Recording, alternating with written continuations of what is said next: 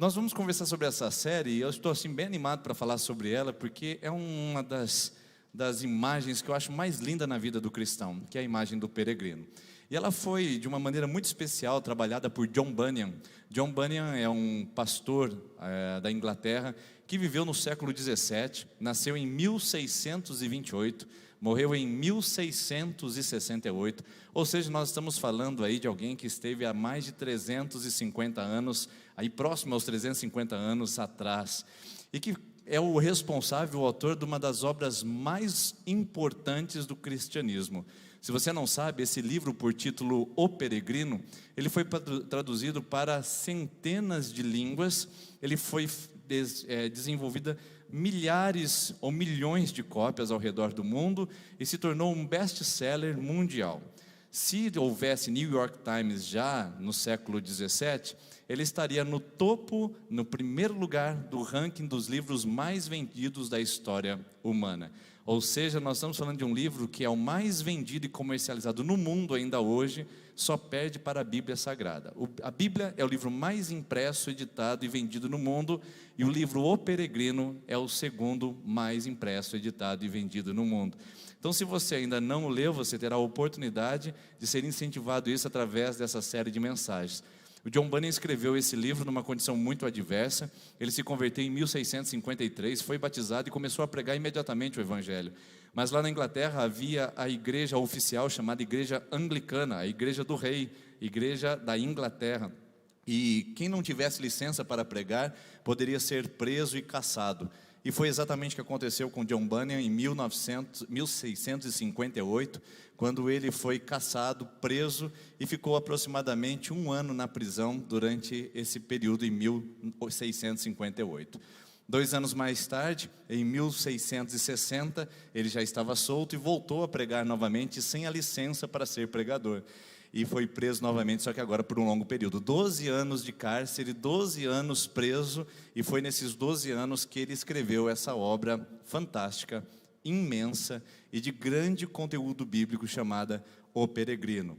E depois disso, em 1678, quando ele saiu da prisão, ele então publicou esse livro e que nós temos hoje, até hoje aqui conosco. Hoje de manhã eu trouxe 10 volumes aqui, imaginando que algumas pessoas procurariam, e estava aqui com o meu volume na mão, mostrando para o pessoal, e meu volume também já foi de manhã.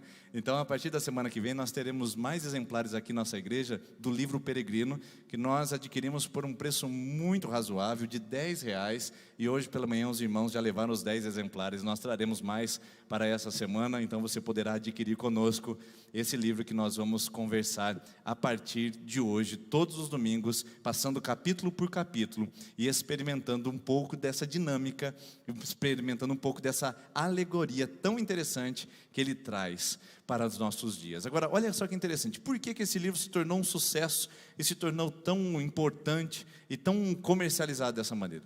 Por uma evidência muito simples. Ele é uma analogia, uma metáfora sobre a jornada do cristão na vida terrena. Na sua caminhada entre conversão e eternidade, o cristão passa por várias experiências na sua vida, que o John Bunyan vê como verdadeira para ele mesmo e registra nesse livro. E esse livro ele é tão simples que você vai ver depois, quando fizer a leitura, que você pode ler para os seus filhos antes de dormir. A linguagem é infantilizada, a linguagem é muito acessível, o ambiente, o cenário tratado, os personagens, todos são muito ilustrativos e é tão didático, tão pedagógico, que os missionários, quando vão para países estrangeiros e não têm a Bíblia traduzida na língua do país local ou da tribo local, a primeira coisa que eles fazem é traduzir o livro O Peregrino e depois então eles traduzem a Bíblia, só após traduzir no livro O Peregrino, porque ele é um manual didático, pedagógico, por causa das alegorias e metáforas que são apresentadas para aplicar a vida do cristão. Agora, a minha pergunta para você é, de onde será que ele tirou essa ideia? Será que ele é o responsável por ser uma pessoa muito imaginativa, criativa, com grande capacidade de ser um autor? E então ele criou a imagem do peregrino, colocou isso em livros e se tornou um fenômeno mundial de literatura? Um clássico de mais de 300 anos? Será que ele é o responsável por criar e cunhar esse termo, dizendo que cristãos são peregrinos nessa terra? Certamente não, irmãos. Esse termo já está na Bíblia. No Antigo Testamento, o povo de Israel é considerado um povo peregrino. No Novo Testamento, em Filipenses 3:20, Paulo diz assim: a nossa pátria está nos céus. Ou seja, se a minha pátria não é dessa terra, eu sou um peregrino estrangeiro aqui. Mas Pedro foi muito mais assertivo, Pedro foi muito mais preciso, quando ele escreveu na sua primeira carta, no capítulo 2, versículo 11, a seguinte frase: amados, insisto em que, como estrangeiros e peregrinos no mundo, vocês se abstenham dos desejos carnais que guerreiam contra a alma. Vou ler novamente a primeira parte. Como estrangeiros e peregrinos no mundo. O John Bunyan não inventou essa palavra, ele não inventou essa imagem, ela já era presente, ela já era clara, ela já era muito ilustrativa para os cristãos do primeiro século, mas pode ser que nós tenhamos perdido essa noção de peregrinação cristã no mundo que vivemos. Em parte porque nós amamos demais esse mundo. Em parte porque esse mundo se tornou confortável demais, com água, saneamento básico, internet, ar-condicionado. Ou seja, diante de um mundo que me apresenta cada vez mais conforto, eu entendo que a minha vida aqui precisa ser mais elástica. Eu preciso ampliar mais a minha vivência e convivência com essa terra. Então a noção de que eu estou aqui de passagem, cada vez mais vai ficando longe da vida cristã, e nós vamos imaginando que aqui nós deveríamos construir o nosso castelo e aqui residir para sempre. E isso nos faz muitas vezes na contramão das Escrituras, que nos chama a lembrar a todo momento da eternidade. Ou seja, nós estamos aqui de passagem. E o que fazemos quando passamos, o que fazemos enquanto passamos, isso nós podemos chamar de peregrinação. Então essa palavra vai nos acompanhar durante toda a nossa série de mensagens, peregrino. Mas antes de entrarmos imediatamente no livro e aprendermos com os princípios bíblicos do livro e também aplicando a nossa vida real, não ficando há 300 anos atrás e nem há 2000 anos quando a Bíblia foi escrita, mas trazer os ensinamentos bíblicos ilustrativos para hoje, eu preciso definir com você qual é a diferença entre andarilho e peregrino. Qual é a diferença entre essas duas imagens, entre esses dois conceitos de caminhantes desse mundo? O andarilho é alguém que você encontra que não caminha. O andarilho não caminha, ele vaga por aí. O andarilho é um transeunte. Ele não tem um objetivo, ele não tem destino, ele não tem um lugar para chegar, ele não tem um lugar determinado para ficar, ele não sabe nem de onde vem e nem para onde vai. Tal é o andarilho. Ele está por aí e ele pode mudar o seu roteiro, ele pode mudar o seu destino, ele pode transitar em diversas rotas diferentes, porque se ficar muito difícil aqui, ele pode mudar para lá. Se ficar calor demais aqui, ele pode ir para lá. Frio demais, ele muda o destino. Ou seja, de acordo com o momento, de acordo com o imediato, de acordo com as circunstâncias. Se tem muitos amigos aqui que podem acolhê-lo, ele fica por mais tempo. Se não tem, ele parte para a próxima, mas sempre sem um destino, um objetivo. Ou seja, o andarilho é alguém que anda e chega a lugar algum, porque não sabe para onde está indo. E eu fico preocupado porque talvez essa imagem de andarilho esteja muito mais associada ao nosso cristianismo pós-moderno do século 21 do que o cristianismo bíblico. Eu fico preocupado porque muitas vezes o nosso cristianismo parece muito mais de andarilhos, maltrapilhos, que estão andando por esse mundo, tentando conquistar sucesso, fama, popularidade, dinheiro, bens, patrimônio, segurança, quando na verdade tudo que nós estamos fazendo aqui é passar um breve período de tempo, que alguns chegam pela sua robustez a 80, mas o que passa disso, conforme a Bíblia diz, é canseira e enfado. Hoje, com a medicina avançada, câncer e enfado pode vir depois dos 90, porque alguns em 80 ainda gozam de boa saúde e boa estrutura física e mental. Mas a grande verdade é que o que é esse mundo de 100 anos? Ou alguns falam que em 2050 nós estaremos já há 130 anos, algumas pessoas vivendo. O que será desse mundo há 130 anos? Uau, é muito tempo, mas em comparação à eternidade. Você já parou para pensar o que é a eternidade? Ou seja, peregrinação é diferente de andarilho. Porque o andarilho, ele anda por aí, ele deixa a vida levar, ele move-se de acordo com o movimento, ele move-se de acordo com o ambiente, ele está mudando-se, tendo alterado de acordo com as circunstâncias. É diferente do peregrino. O peregrino tem um destino. Ele sai de um lugar e vai para outro com um objetivo específico, e não tem nada que possa removê-lo de chegar ao seu destino final. Se você olhar nas Escrituras, por exemplo, o povo de Israel era desafiado a ir a Jerusalém pelo menos uma vez no ano, em uma das 3 festas anuais que o povo de Israel celebrava. Eles empreendiam jornadas quilométricas, semanais, e faziam viagens a pé com a família toda, passando por deserto, passando por lugares perigosos, enfrentando bestas feras de lugares inóspitos, passando por desidratações, falta de alimento, privações de sono e outras coisas mais. Eles peregrinavam da Galiléia, da Pérea, da Decápolis, da Síria. Eles vinham de todos os lugares para vir visitar Jerusalém, eram chamados de peregrinos. Por isso que quando eles chegam diante de Jerusalém, no Salmo 84, eles falam assim: ai, como são agradáveis os teus tabernáculos, Senhor, porque há um desejo de estar lá. Se você os parasse no meio do caminho e dissesse: gente, o deserto é árido demais, eles diriam: não tem problema, nós estamos em peregrinação. Se você parasse-os no meio do caminho e dissesse: olha, vocês estão colocando os seus filhos em risco, numa trajetória tão longa e distante, eles diriam: nós não temos problema com isso e nem medo, porque nós estamos em peregrinação. Nada vai nos remover do objetivo de chegar aonde nós estabelecemos, que é em Jerusalém. O peregrino tem um lugar para ir, ele sabe onde quer chegar, ele sabe qual é o seu objetivo, por isso nada e ninguém pode removê-lo disso. Você seria um andarilho, uma andarilha nesse mundo? Ou você seria um peregrino ou uma peregrina? Com quem mais você se assemelha? Porque um andarilho não sabe quando chega, porque nunca tem um lugar para chegar. Agora o peregrino, quando ele chega, ou quando chegar, ele saberá exatamente para onde foi e o que ele foi fazer, porque ele sabe o seu destino final. Você sabe qual é o seu propósito? Qual é o destino seu final sobre a face da terra?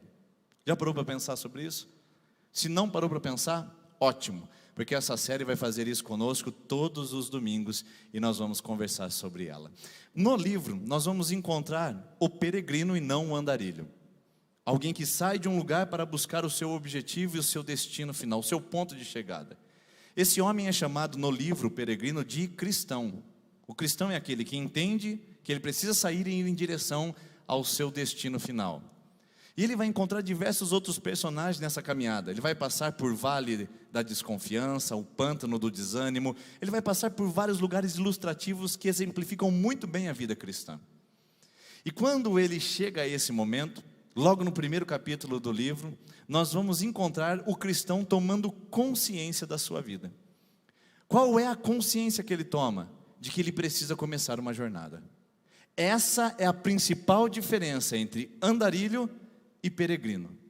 O andarilho não faz uma jornada, ele passeia por aí. O peregrino tem uma jornada para terminar, iniciando e completando-a. Então o cristão, ele toma consciência dessa jornada, e hoje a mensagem é essa, iniciando a jornada, e ele chega à seguinte consciência. A primeira consciência que ele toma é que tem um fardo sobre os ombros dele. No primeiro capítulo você vai ver o cristão conversando com a sua família. Ele vai estar dizendo o seguinte: eu estou cansado demais, eu estou sobrecarregado demais, eu sinto um peso sobre os meus ombros.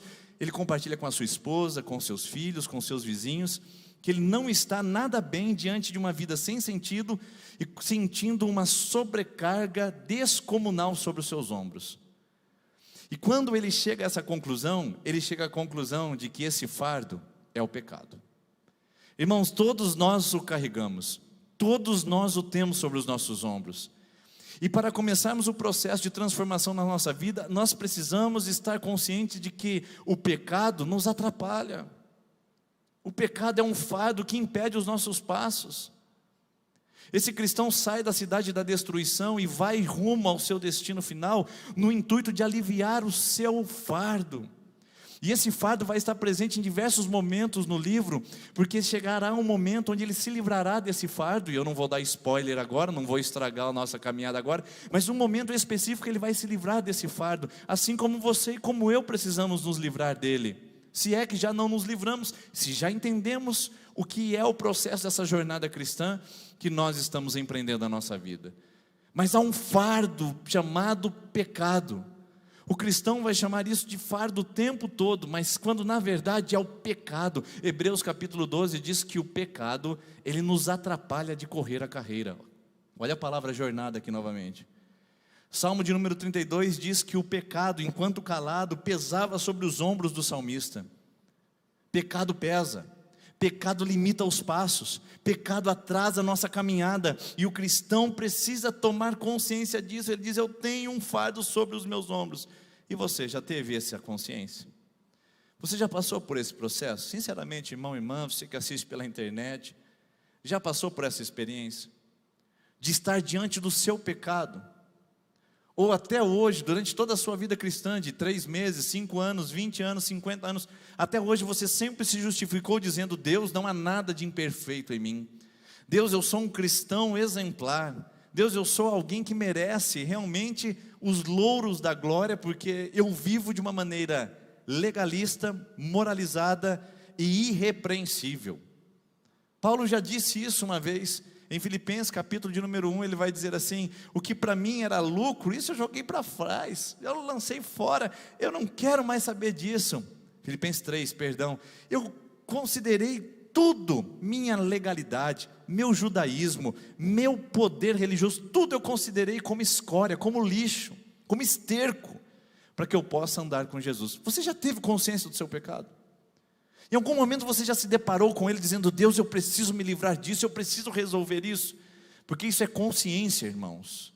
Não é a religião que vai promover, não é um profeta que vai denunciar, não é alguém que vai manipular dizendo para você que você precisa ficar tristinha, ou precisa ficar um pouco constrangido com as práticas que ofendem a moralidade religiosa. Não, irmãos, isso é o Espírito Santo que faz. Ele nos convence do pecado, ele nos convence desse nosso fardo e nos faz viver de uma maneira diferente, mas nós precisamos tomar consciência. O cristão tomou consciência e isso fez sair em busca do alívio. Eu pergunto para você: você já tomou consciência do seu estado de pecado e de distância de Deus? Segunda coisa que o cristão toma consciência, ele fala com a sua família e com os seus vizinhos. Ele diz o seguinte: eu estou consciente de que eu vou morrer. Irmãos, a morte é o fato mais certo e seguro da nossa vida. Para alguns acontece no ventre, para outros na infância, outros na juventude, outros numa velhice prolongada. Mas o fato é que ela chega para cada um de nós, e ela é o evento mais democrático. Atinge ricos, atinge pobres, homens e mulheres, crianças e adultos, religiosos e ateus. A morte é a única certeza que nós temos, e talvez a pandemia do coronavírus tenha nos lembrado um pouco mais sobre isso nesses dias, quando vemos pessoas queridas, próximas a nós, falecendo, e nós percebendo que a vida é frágil demais, e ela pode acabar no estralar de dedos. Na verdade, ela sempre foi frágil. Infelizmente, a gente precisou de uma pandemia para lembrar que a vida pode passar num piscar de olhos. E a pergunta é: estamos preparados para encarar essa realidade da morte? O cristão olha e diz para ele assim: eu estou na condição de um mortal, e quando eu morrer, o que vai ser da minha vida?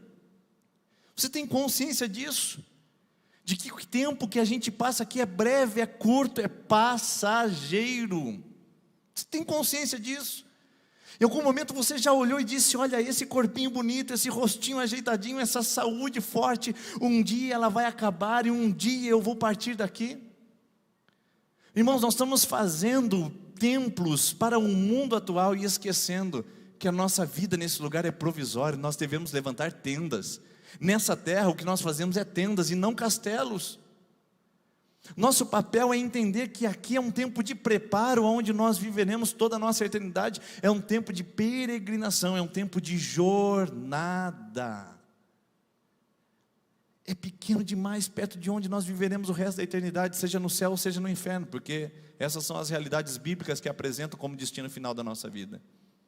Pastor, mas eu tenho 17 anos, eu tenho 25 anos, acabei de me formar, estou começando a minha vida agora. Pastor, eu tenho muita coisa pela frente. Posso te lembrar um pouquinho o que é a eternidade?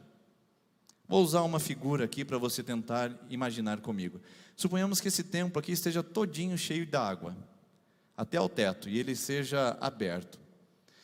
E um pássaro vem de um lugar muito distante a cada 1 milhão de anos e bebe uma gota de água desse lugar cheinho, tomado de água. A cada 1 milhão de anos ele vem tomar uma gota da água. Mais 1 milhão de anos ele vem e toma uma gota da água. Quando ele tomar a última gota da água que sobrar dentro desse espaço, na eternidade passou 1 segundo. Você já parou para pensar o tempo que nós temos do lado de lá, irmãos? E o tempo que nós gastamos investindo do lado de cá, querendo fazer tudo acontecer aqui, não conscientes da morte, vivemos uma vida como se fôssemos senhores do tempo, senhores do calendário e senhores do destino, quando na verdade a morte pode vir interromper todos os nossos projetos, dos mais covardes aos mais ousados. Nossa vida está em ordem, irmãos. Nossa vida está em ordem, nós estamos conscientes que nós vamos morrer. Espero que você e eu não morramos com essa pandemia, com esse vírus mortal e letal. Mas eu não posso negar de que todos que estão aqui, todos que assistem pela internet, inclusive esse que fala, todos nós, irmãos, vamos morrer um dia. E viver com consciência disso me faz acertar as contas com Deus, e me faz querer andar com Deus, e me faz querer me ajustar nessa vida, e ajustar a rota de peregrinação, porque senão eu vou ser andarilho. Quem não vive com consciência do pecado, quem não vive com consciência da limitação da vida, é andarilho, gasta tempo, desperdiça a história. O cristão coloca a mão na consciência e diz: além do peso que tem sobre os meus ombros, eu agora estou diante da morte, eu vou partir, e o que será da minha vida? Aí ele chega à terceira e última tomada de consciência dele, a consciência do juízo. Não sei se você sabe, mas as escrituras sagradas mostram que um dia nós seremos julgados diante do grande trono branco, o tribunal de Deus, aonde Ele dirá para uns: vinde benditos do meu Pai, e possuí a terra que vos está prometida desde a fundação dos tempos. E olhará para um outro grupo de pessoas e dirá: afastai-vos de mim, vocês, filhos da perdição, e vão para a ira vindoura, que está preparado também para o diabo e seus anjos. Irmãos, nós seremos julgados. Irmãos, e não há obras que possam nos sustentar naquele dia. Não há dízimo que você entregue que pode te salvar da ira vindoura. Não há igreja que você possa participar e ser membro que possa resolver o seu problema diante do tribunal de Deus. Não há boas ações, caridades, legalismo, moralidade, não há nada que possa fazer com que você prevaleça no juízo final. Nós seremos julgados diante de Deus, e a única pessoa que pode censurar o pecado que nos marca é Jesus Cristo. Ele censura todo o pecado sobre nós, e então Ele, como justo advogado que nos defende, no dia do juízo, será o juiz que nos absolverá. Tem muita gente brincando com Deus, achando que nunca vai morrer, e tentando negociar com o seu pecado. E se Deus pedir conta da sua vida hoje, meu irmão, esses 10 anos que você passou depois da sua adolescência, desde que você desviou do caminho do Senhor, se Deus pedisse conta da sua história exatamente agora, depois que você se casou e se afastou da palavra ou da comunhão com o Espírito Santo, e se Deus pedisse conta da sua vida agora, minha irmã, do jeito que você está na sua vida pessoal, como seria o juízo final para você? Para onde você iria? Para onde nós iríamos? A peregrinação tem 2 destinos. A peregrinação nos leva a 2 destinos finais. E nós fazemos a escolha do lado de cá quando estamos conscientes do pecado, da morte e do juízo. Você está consciente de que Jesus será o seu juiz? Irmãos, a gente adora cantar sobre a graça. Nenhum problema, amo. A graça é um dos principais pilares da fé cristã e dos pilares da reforma protestante. Só que não esqueça que esse Deus gracioso será o Deus juiz. E posso mostrar para você como isso acontecerá? Um certo rapaz tinha um problema dentro da sua vida com uma pendência judiciária. E ele estava com uma ameaça de ser preso, e o seu amigo advogado disse: rapaz, deixa eu cuidar do seu processo, porque eu posso te ajudar como advogado, eu sei os caminhos para poder te livrar dessa condenação. E o rapaz diz: não vai dar em nada não, sistema judiciário do Brasil é lento, ixi, aqui vai ter problema nenhum, eu vou sair de boa dessa. Rapaz, deixa eu te ajudar, eu sou seu amigo, sou advogado, deixa eu te ajudar. Que nada, pode ficar tranquilo, eu vou levando a minha vida numa boa. E anos se passaram e esses amigos perderam contato. Aquele processo se instaurou, aquele homem foi tido como condenado e ele foi preso. Na sua ligação para o advogado, ele liga e pergunta para o seu amigo: rapaz, você não pode me ajudar? E então o rapaz do lado de lá da linha diz: como eu poderia te ajudar, meu amigo? Ele diz o seguinte: sabe aquele processo que você queria me ajudar e eu não te entreguei? Então, fui condenado, estou preso, será que você não pode assumir a minha causa? E o amigo que era advogado do outro lado da linha disse para ele: rapaz, quando eu era advogado eu até quis te ajudar, mas agora eu prestei um concurso e sou juiz, inclusive o seu caso é em suas mãos, seu caso está em minhas mãos, a sua sentença sou eu que vou pronunciar. O mesmo amigo de advogado passou a ser juiz. Jesus é o nosso amigo, Jesus é o nosso advogado, de acordo conforme diz 1 de João capítulo 2. Temos um advogado junto ao Pai, Jesus Cristo. Mas no dia que fecharmos os olhos do lado de cá, irmãos, abriremos diante do grande trono branco para encararmos o nosso juiz, que um dia foi o nosso advogado, se o permitimos. Mas se Jesus não for o seu advogado, não há chance de prevalecer e permanecer no dia do juízo final. O cristão toma consciência disso dentro da sua casa, compartilha isso com a sua família e seus vizinhos e diz: eu preciso resolver um problema com o meu pecado, eu preciso resolver um problema com a morte, eu preciso resolver o problema com o juízo que eu vou sofrer, porque eu serei julgado. Quem convenceu esse cristão disso? Quem convenceu desses 3 elementos? O Espírito Santo. E isso está na Bíblia, em João capítulo 16, versículo 8 diz: o Espírito Santo os convencerá do pecado, da justiça e do juízo. Quem faz essa obra, irmãos? Não é a religião, não é a igreja, não é o pastor Denis. Quem faz essa obra é o Espírito Santo. Ele que nos convence, ele que manifesta o seu poder sobre nós e nos leva a entender o pecado, a morte e o juízo final. Mas o cristão, diante dessa tomada de consciência, ele precisa resolver esse conflito. Ele sai à porta da sua casa e se encontra com uma pessoa muito especial. No livro, essa pessoa é chamada de evangelista. Esse evangelista simboliza e significa o evangelho. Ou seja, quando esse cristão tem esse encontro especial, ele tem um encontro com o evangelho.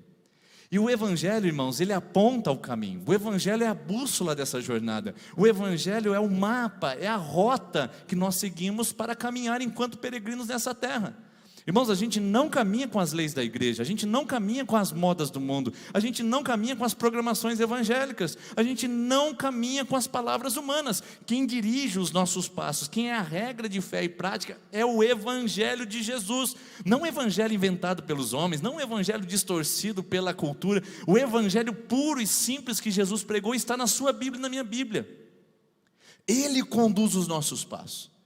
Ele é a rota segura para o caminho que queremos traçar nessa jornada de peregrinação enquanto cristãos. E quando esse evangelista encontra o cristão recebe a orientação. E sabe para onde o evangelho aponta? Sabe para onde o evangelho aponta? O evangelista olha para o cristão e diz o seguinte: sabe aquela porta estreita que você está vendo lá longe? Vá por ela. Ela é o caminho que conduz para você se livrar do fardo, para você lidar com a sua morte e para você resolver o seu problema do julgamento. Irmãos, o evangelho aponta para a porta estreita. O evangelho aponta para um lugar apertado. E é por isso que muitos ainda continuam como andarilhos nesse mundo, porque a jornada de peregrinação ela vai afunilando. Quanto mais você conhece de Deus, mais pecador você se sente. Quanto mais você ama Jesus, mais você precisa da graça dele. Quanto mais consciente você se torna da sua humanidade, mais você teme o juízo final. Porque a verdade é que o evangelho vai estreitando, estreitando, estreitando até nos apertar. Evangelho que não apertou você no seu comportamento moral, o evangelho que não apertou você no seu comportamento social, o evangelho que não apertou você nos seus hábitos mais internos, o evangelho que não apertou você para mudanças e transformações na vida, não foi evangelho. Você assumiu e adquiriu uma religião ou um princípio religioso, mas ainda não o evangelho, porque o evangelho aperta, o evangelho nos provoca, o evangelho nos esfola essa casca grossa que fomos criando e começa a gerar em nós uma pele sensível que é totalmente tocada pelo Espírito Santo e sensível à voz dele. Por isso, a grande questão desse momento de encontro é para onde nós estamos indo. Porque, irmãos, todos nós recebemos o mesmo evangelho. E muitos de nós desistimos no meio da jornada e da caminhada. Por quê? Porque a porta ficou estreita demais. Eu ouço muitas pessoas que estão desistindo da palavra de Deus nesses dias porque dizem: está difícil demais, pastor. me cansei, estou debilitada demais, estou frustrado demais, estou decepcionado. Gente que viu a porta se apertando, seja com a pandemia, seja com outras dificuldades, e desistiram da palavra de Deus, irmãos. Mas eu quero saber quem foi que contou a mentira de que seria fácil. Quem foi que falou para essas pessoas, ou para quem está assistindo pela internet, que se você viesse para Jesus as coisas seriam mais fáceis? Eu não lembro de pregar isso aqui, irmão. Se eu já preguei isso, me perdoe, mas eu fui herege. Mas eu não me recordo de ter falado isso nem de púlpito nem para ninguém, dizendo: venha para Jesus e as coisas serão mais fáceis. Venha para Jesus porque o caminho é amplo e você só vai viver as coisas maravilhosas da vida. Não, irmãos, o Evangelho aperta, o Evangelho esfola, o Evangelho muitas vezes faz o processo de prensa para tirar de nós a essência mais pura e mais bela que Deus plantou em nós. Esse é o Evangelho. É o Evangelho que as pessoas não querem mais, a porta estreita que as pessoas estão fugindo. E está na Bíblia, irmãos, de que se você encontrasse o caminho cristão e o caminho da Bíblia, a coisa ia apertar, não ia afrouxar. Quem disse isso? Não fui eu. Foi Jesus em Mateus 7, versículo de número 14. Como é estreita a porta e apertado o caminho que leva à vida, e são poucos os que a encontram. Então, irmãos, deixa eu atualizar a mensagem. São poucas pessoas que são peregrinos. A grande maioria ainda continua sendo andarilho. E não sou eu que estou fazendo a estatística. Jesus disse que seria grande parte das pessoas acometida pelo desejo de entrar pela porta larga. Mas a porta larga não leva à vida eterna. Confesso para vocês que ser pastor em tempo de pandemia é um dos meus desafios maiores que eu já experimentei na minha vida. E no momento de oração, de entrega a Deus, porque não é fácil, tem dia que você vive crises profundas em relação ao pastoreio da comunidade. E eu disse para Deus: Deus, eu estou perdendo a igreja, Senhor. Não consigo mais sentir a igreja. E o Espírito Santo falou assim para mim, muito claro no meu coração: você está perdendo a sua igreja, porque a minha continua firme como nunca. A sua igreja você pode estar perdendo. A igreja que veio porque gosta da sua oratória, a igreja que veio porque gosta do seu carisma, a igreja que se familiariza com o seu apoio pastoral, essa igreja que veio por causa das buscas, dos alívios das necessidades imediatas, essa igreja que veio para suprir necessidades religiosas, essa igreja você está perdendo. Mas a minha igreja você não pode perder, porque a porta do inferno, nem ela pode prevalecer contra a minha igreja, quanto mais uma pandemia. Irmãos, essa porta estreita, são poucos que entram. Então nós não podemos nos iludir com massa, multidões, quando na verdade são poucas as pessoas que assumem a jornada de peregrinação. Eu louvo a Deus por você que está aqui essa noite. Eu louvo a Deus por você que está assistindo pela internet, que mesmo diante de tudo ligou o seu dispositivo. Isso mostra que você quer peregrinar. Que Deus te fortaleça, te ajude, para que você encontre no Evangelho. Mas não desista quando as coisas apertarem, porque faz parte do Evangelho entrar pela porta estreita e andar pelo caminho apertado. E por fim, o cristão chega a um ponto nevrálgico, um ponto de decisão. É a hora da verdade. O evangelista aponta o caminho e diz: aquela lá é a direção, aquela é a porta. Você precisa entrar por ele. É a hora de você tomar sua decisão. Irmãos, toda a jornada começa com uma decisão. E a primeira decisão que vem na vida do cristão do livro e na vida do cristão atual, dos nossos dias, agora, hoje, é deixar a cidade da destruição. Ele precisa deixar filhos, a esposa. Isso é lógico que é um símbolo da renúncia que ele tem que empreender na sua vida. Ele tem que deixar o trabalho, ele tem que deixar seus bens, ele tem que deixar tudo aquilo que ele mais gostava para partir em direção àquilo que Deus estava prometendo para ele. É o que Deus disse a Abraão em Gênesis capítulo 2: sai da tua terra, da tua parentela e vai para a terra que eu te mostrarei. A jornada do cristão começa quando ele decide a renunciar tudo para andar no caminho de Jesus. Quando ele renuncia a todas as prioridades invertidas e coloca o Evangelho, o reino de Deus, em primeiro lugar. Não é o namorado, não é a namorada, não é o trabalho, não é o marido, não é a esposa, não é o dinheiro. O que vem em primeiro lugar é o chamado divino que nos convida a andar com Jesus. E esse cristão tem que tomar essa decisão: saio da minha cidade ou não saio? Fico aqui, sofro as penalizações desse fardo, desse julgamento e dessa morte que vai me tomar? Ou eu avanço para o caminho que Deus está me chamando? É uma decisão difícil, né, meu irmão? É difícil terminar esse namoro. Difícil tomar uma decisão na vida profissional. Difícil tomar uma decisão de renunciar a essa amizade, de renunciar a essa ganância, esse desejo, esse pecado. É difícil, não é? Difícil falar agora, eu vou andar e vou seguir a voz de Jesus. É bem difícil, mas é um ponto de decisão na vida de todo cristão. Ninguém começa uma jornada sem ter passado pela fase de decisão, de sair da cidade da destruição e ir em direção à cidade divina. Então, o que eu vejo logo em seguida no capítulo é que quando ele está saindo da cidade, chegam os seus dois vizinhos, o obstinado e o volúvel. Os dois vizinhos se apresentam para falar para ele: não vai, não vai, não vai, fica aqui na cidade, não vai embora daqui, tem muita coisa boa na cidade. O obstinado fala: não vai embora, não vai embora. A palavra obstinado significa orgulhoso, arrogante, aquele que se apega às coisas materiais e fica segurando-as e não permite que isso possa levá-lo a um novo caminho.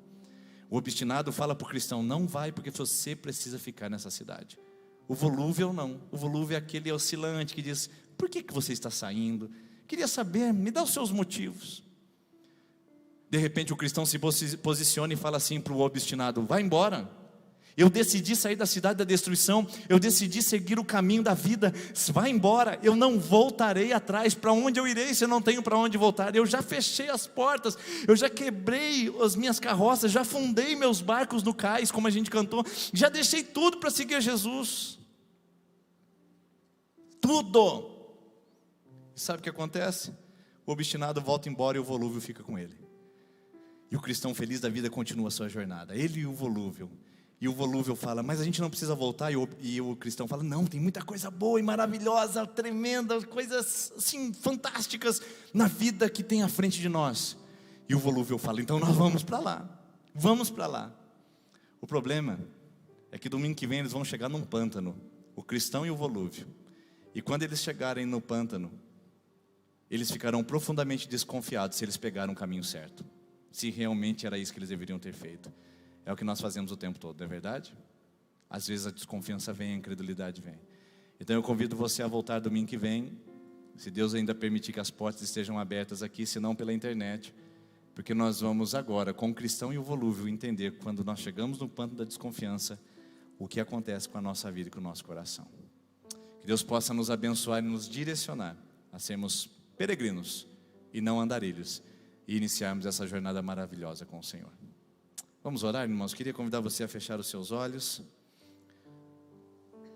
Senhor Jesus, eu queria agradecer a Ti por essa noite. Obrigado por essa oportunidade que nós temos de ouvir a Sua palavra. Que o Senhor nos abençoe, nos oriente, para que nessa jornada de peregrinação a gente não perca o passo, nem a fé, nem a disposição de continuar seguindo a Tua voz. Assim nós oramos e pedimos em nome de Jesus. Amém. Amém. Irmãos, nós